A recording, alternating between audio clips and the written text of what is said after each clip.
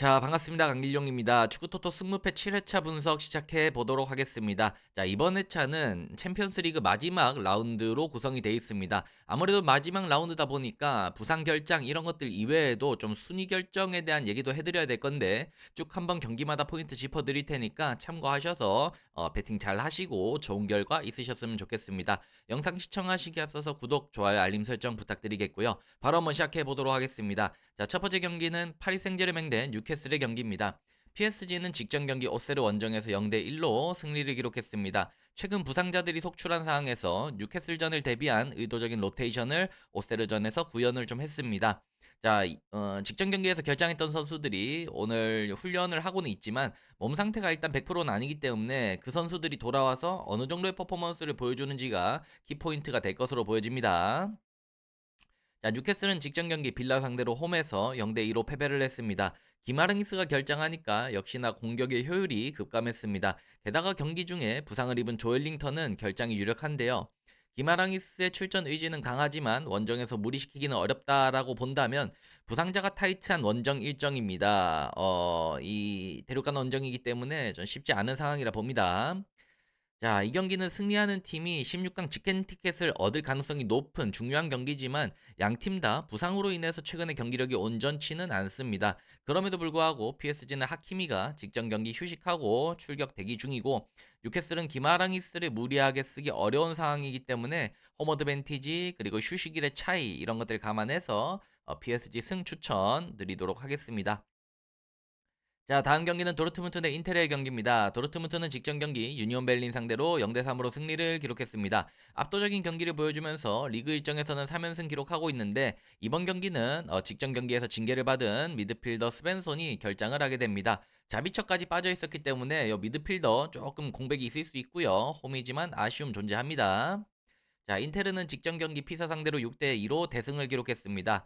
두 골을 먼저 먹히면서 사고가 날 뻔했지만 디마르코의 빠른 투입으로 분위기를 반전시켰고 6골이나 넣으면서 폭발력을 보였습니다. 다만 차라노글루의 이탈로 인테르 또한 최근 경기력이 그렇게 온전하다라고 보기는 어렵고 직전 경기 피사 상대로 초반에 2실점한 부분은 상당히 좋지 않았습니다.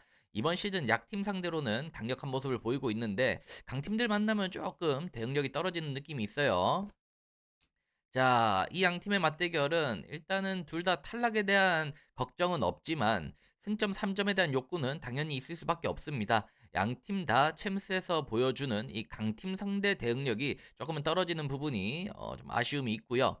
이래저래 변수들도 다양해서 이거 예상이 좀 쉽게 되는 경기는 아닌데 양 팀 다 만약에 경기를 진행하는 와중 좀 팽팽하다라고 한다면 그냥 안전한 플레이오프 진출을 위해서 뭐 서로 짬짬이 먹고 무리한 공격보다는 무승부를 서로 수용하고 승점 1점씩 나눠 먹을 가능성도 배제할 수 없습니다. 분석을 통해서 갈 수 있는 경기는 좀 아닌 것 같고 저는 이 경기 무승부 추천드리도록 하겠습니다.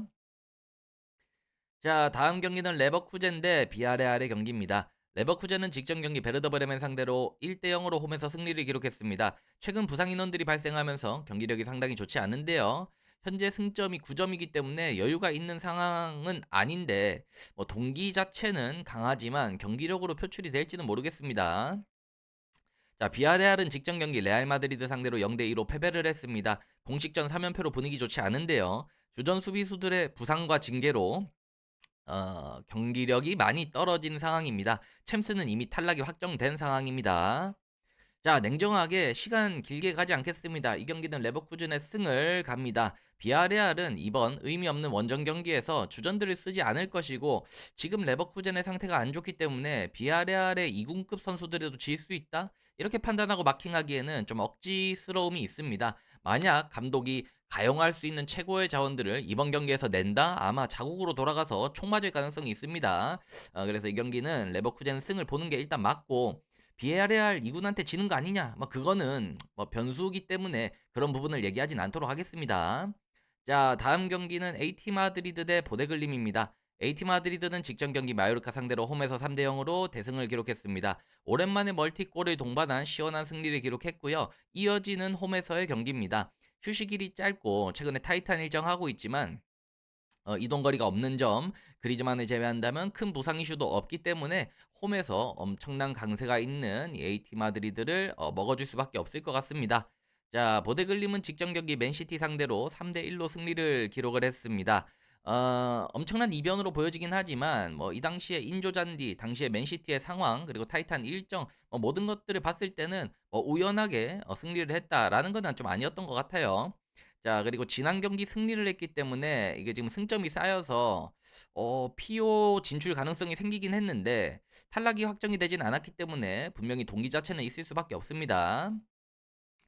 자, AT 마드리드는 16강 직행, 그리고 보데글림은 16강 PO에 대한 마지막 희망, 뭐 이런 것들을 놓고 경기를 하게 되는데, 보데글림이 맨시티라는 거함을 잡아내면서 분위기가 좋은 건 사실이지만 이번 경기는 인조잔디, 강추위, 그리고 상대가 넘어오는 이동거리, 뭐 상대팀의 부상 이슈 이런 것들이 아무것도 존재하지 않습니다. 오히려 AT 마드리드라는 팀의 홈의 극강세를 본인들이 깨부셔야 되는 상황인데, 특히나 지금 꼬마가 부상 이슈가 크지 않고 최근에 기세 또한 만만치 않아서 여기서 이변이 나오기는 조금 어렵지 않을까 싶습니다. 무난하게 AT 마드리드 승 찍고 넘어가도록 하겠습니다. 자, 다음 경기는 벤피카 대 레알 마드리드의 경기입니다. 벤피카는 직전 경기 이스트렐라 상대로 아마도라 이스트렐라인가요? 요 팀 상대로 홈에서 4대 0으로 승리를 기록했습니다. 오랜만에 대승으로 분위기는 찾아왔지만 리그전 약체 팀을 상대로 거둔 승리는 너무 고평가하기는 어려움이 있습니다. 여전히 팀의 핵심 자원들은 부상으로 이탈해 있는 상황이고요. 챔스에서의 경쟁력을 또 볼 수밖에 없는데 그렇게 높지 않아요. 그래서 기대치를 높게 가져갈 수는 없습니다. 자, 레알 마드리드는 직전 경기 비아레알 상대로 0대 2로 원정에서 승리를 기록했습니다. 감독 교체 이후에 분위기를 점점 타고 있는 레알 마드리드인데요. 은바페는 점점 더 경기에 집중을 해주고 있고 비니시우스의 멘탈 문제도 조금씩 회복을 하고 있는 모양새입니다. 특히 이번 경기도 또한 홈팬들의 야유를 듣지 않을 수 있고요. 추아메니가 한 경기를 푹 쉬고 이번 경기 뛸 수 있는 부분 또한 호재라고 봅니다. 원정이지만 기대치가 높습니다.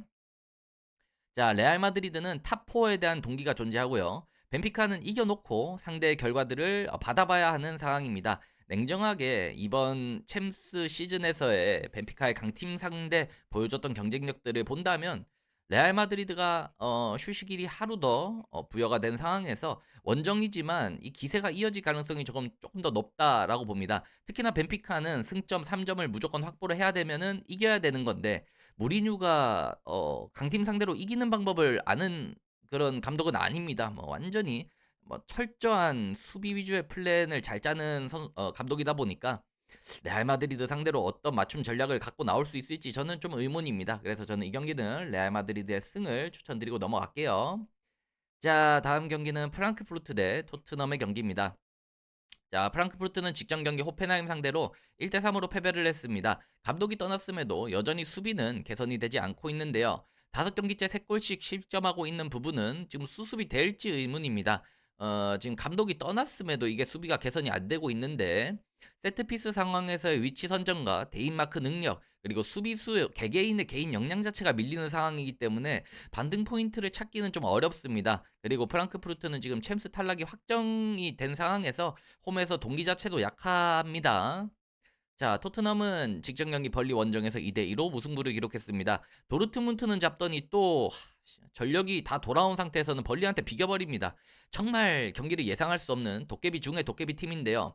이번 경기는 지난 도르트문트전과 마찬가지로 겨울 이적 시장 영입 자원들이 경기에 뛸 수 없는 상황입니다. 부상 인원들로 인해서 스쿼드도 좀 또 엉망이 돼 있는 상황이고 전력만 놓고 판단한다면 기대치는 높지 않습니다. 자, 이 경기는 동기가 없는 프랑크푸르트와 동기가 강한 토트넘의 맞대결입니다. 이번 경기는 당연히 프랑크푸르트가 동기가 약하기 때문에 토트넘의 승리입니다라고 예상해 볼 수 있긴 하지만 또 이렇게 이겨야 될 경기를 집니다. 참 골 때리는 팀이에요. 그래서 이 토트넘이라는 팀은 진짜 이번 시즌만큼은 분석의 영역에서 아예 벗어나 있는 느낌입니다.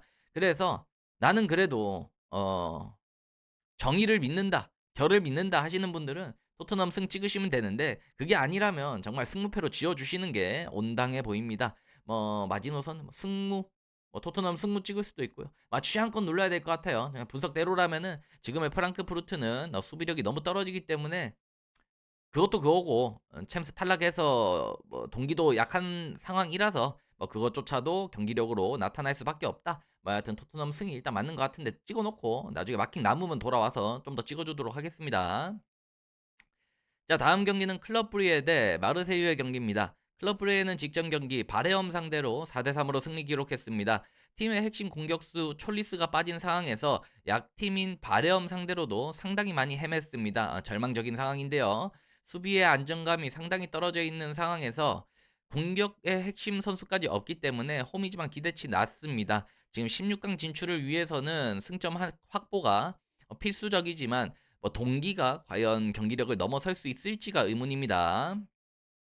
자, 마르세유는 직전 경기 랑스 상대로 홈에서 3대 1로 대승을 기록했습니다. 리그 1위 팀을 상대로 압도적인 경기력을 보여줬는데요. 새로운 에이스 은화네리의 등장에 팀의 공격력은 확실히 더 한층 업그레이드가 되어버렸습니다. 주전 선수들에게 적절한 휴식까지 부여를 하면서 이 챔스전 일정까지 신경을 썼는데요. 최근 수비수들은 부상 이탈이 많기 때문에 양측 풀백은 정상이 아니지만 다행히도 이제 아고에르드가 정상적으로 복귀를 했기 때문에 어느 정도 땜질은 가능한 상황입니다.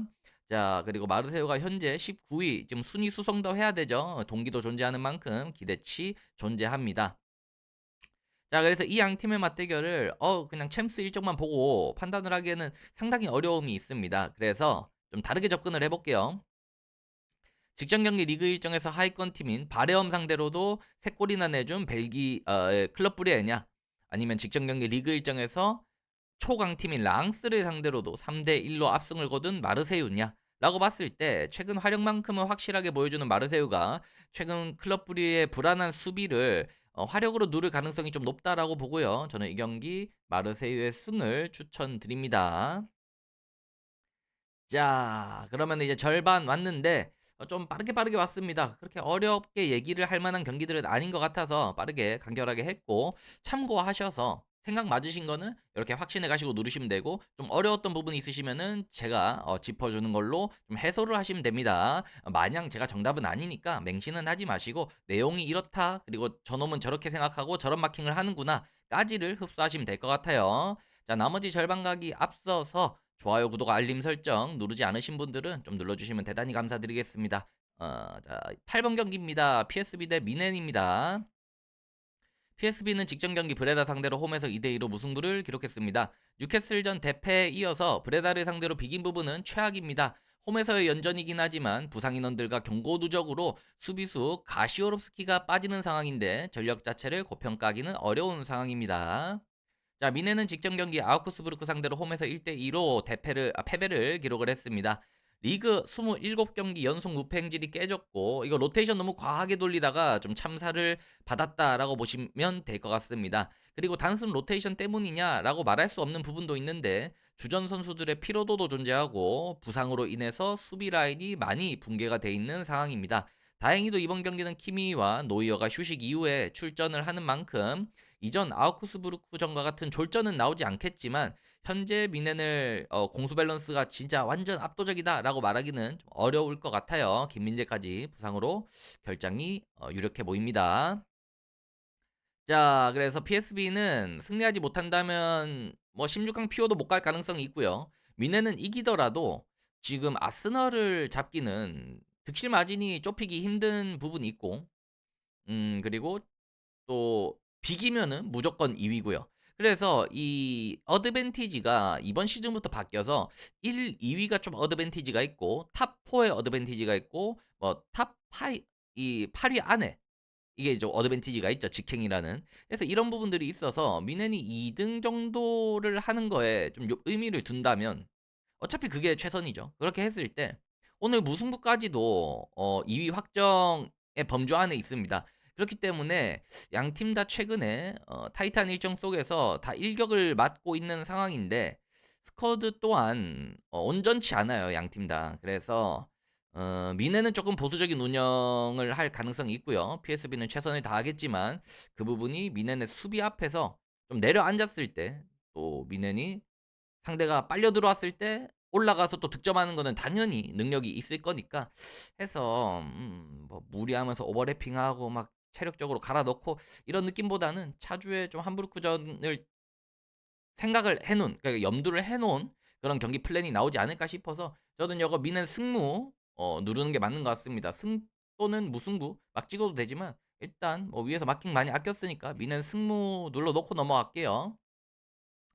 자, 다음 경기는 아약스 대 올림피아코스입니다. 아약스는 직전 경기 폴란드 상대 홈에서 2대 0으로 승리를 기록했습니다. 압도적인 경기를 보여주면서 내용면에서도 상당히 좋았는데요. 추가 부상자가 없는 상황에서 동기 자체도 상당히 뚜렷합니다. 승리만을 목표로 하고 있고 기대치 존재합니다. 자, 올림피아코스는 직전 경기 볼로스 FC 상대로 1대 0으로 승리를 기록했는데요. 최근 공식전 3경기를 3연승 기록하면서 기세를 이어가고 있습니다. 다만 뭐 리그전 약팀 상대로 이기는 거 그리고 레버쿠젠 이긴 거 이거 고평가할 수 없습니다. 챔스 원정 일정에서의 대응력, 그 챔스에서의 대응력은 그닥 강한 모습을 보이지는 못하고 있었고요. 승점이 중요한 경기긴 하지만 기대치를 높게 잡기는 어려움이 있습니다. 자, 양 팀의 최근 경기력을 본다면 이건 상당히 예상이 어려운 경기인데요. 사실상 양 팀 다 승점 3점이 확보가 필요한 상황에서 사생결단 매치인데 뭐 이거 승무패로 지워주고 싶지만 올림피아코스가 원정이라는 점을 봐야 됩니다. 뭐 홈일 때는 당연히 상대가 긴 이동 거리를 가져가기 때문에 그것이 이점이겠지만 본인들이 넘어갈 때는 고스란히 리스크가 됩니다. 아약스 승무 마킹을 해주고 넘어가면 될 것 같아요. 자, 다음 경기는 나폴리 대 첼시의 경기입니다. 나폴리는 직전 경기 유벤투스 상대로 원정에서 0대 3으로 패배를 했습니다. 최근에 주전 라인업의 절반 가까이가 부상으로 빠진 상황에서 스쿼드의 질적 저하가 뚜렷하게 나타나고 있습니다. 그 와중에 유벤투스 원정 갔다가 이동거리 있는 타이트한 일정을 휴식일이 짧은 상태로 경기를 합니다. 홈이지만 고평가를 할 수 없는 상황이고요. 현재 승점 8점으로 25위 승리가 필요하지만 의지와 별개로 경기력이 나올지는 의문입니다.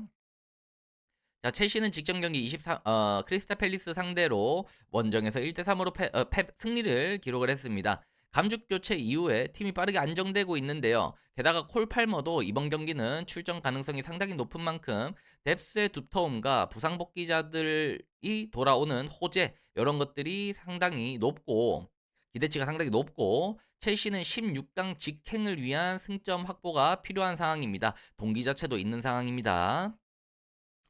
자, 이 경기는 나폴리의 압도적인 홈 강세를 먹어주긴 해야겠지만 이 홈 강세도 부상자가 없을 때죠. 최근의 실상은 파르마나 엘라스 베로나 상대로도 무승부를 기록하고 있습니다.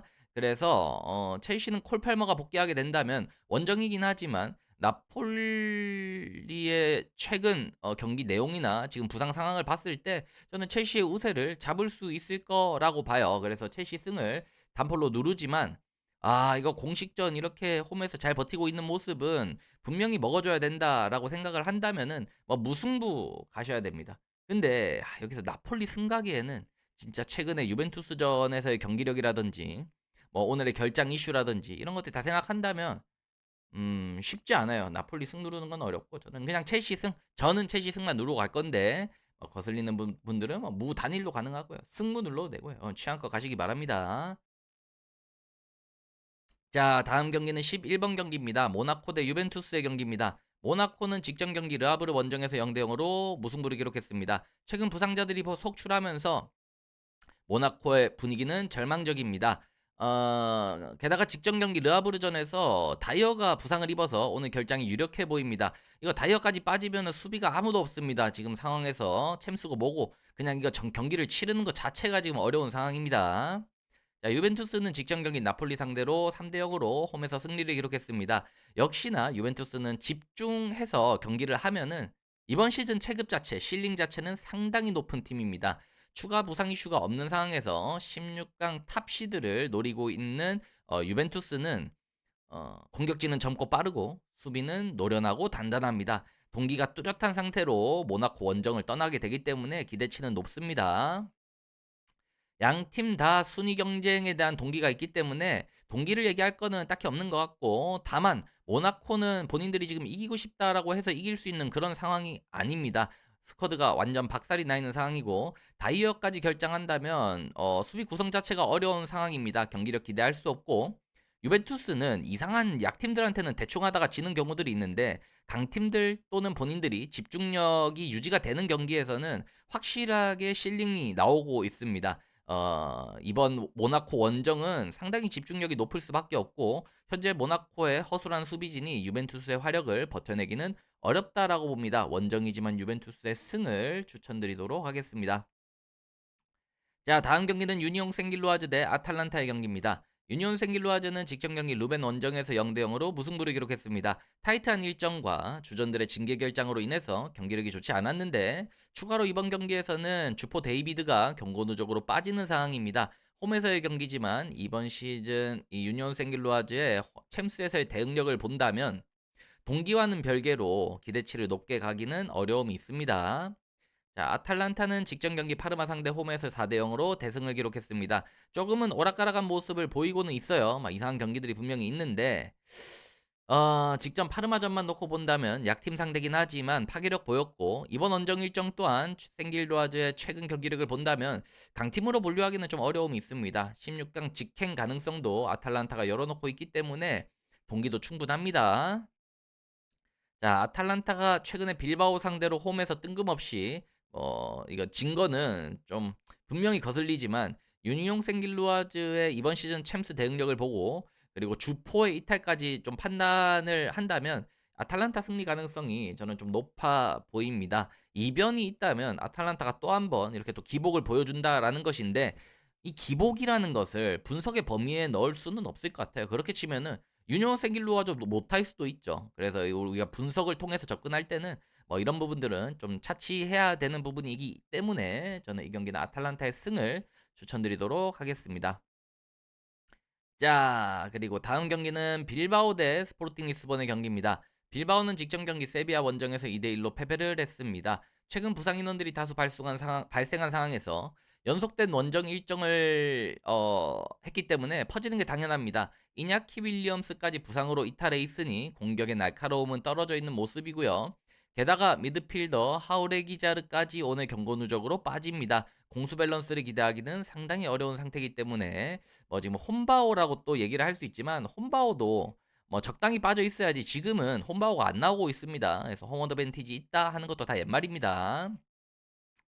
자, 스포르팅 리스본은 직전 경기 아루카 원정에서 1대2로 승리를 기록했습니다. 최근 타이트한 일정을 소화하다 보니 에너지 레벨이 많이 밀렸지만 최근 루이스 수아레스가 압도적인 캐리력을 보여주고 있습니다. PSG 상대로도 두 골을 밀어넣었던 수아레즈의 기세가 이어질 가능성이 높고 원정이라는 점이 거슬리긴 하지만 졸전을 예상하기는 조금 어려움이 있습니다. 자, 빌바오가 이름값에 비해서 최근에 스쿼드는 공백 때문에 기대값을 높게 잡기가 분명히 어렵습니다. 수아레즈가 지금 스포르팅 리스본의 루이스 수아레즈가 엄청난 폭발력을 보여주고 있는 상황인데 빌바오에 홈 강세가 있습니다라고 하는 것도 부상이 없을 때 짚을 수 있는 포인트고요.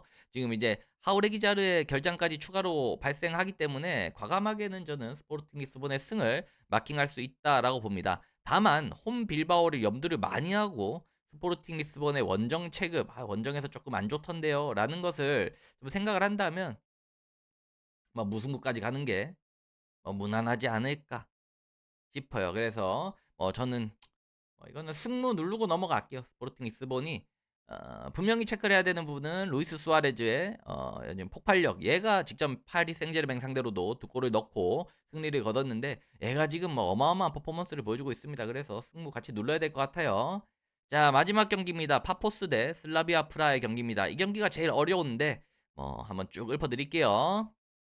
파포스는 직전 경기 홈에서 라르나카라는 팀을 상대로 1대2로 패배를 기록했습니다. 최근에 타이트한 일정을 치르면서 과부하가 걸린 상황이고요. 부상으로 주전 수비수들이 다수 이탈한 상황입니다. 스쿼드 뎁스가 이제 한계에 부딪힌 상황이라고 보시면 될 것 같습니다. 거기에 주전 미드필더 이반 수니치까지 오늘 경기는 경고 누적으로 결장을 하게 되는데 팀의 구심점이 사라지는 상황에서 홈이지만 기대치는 높지 않습니다.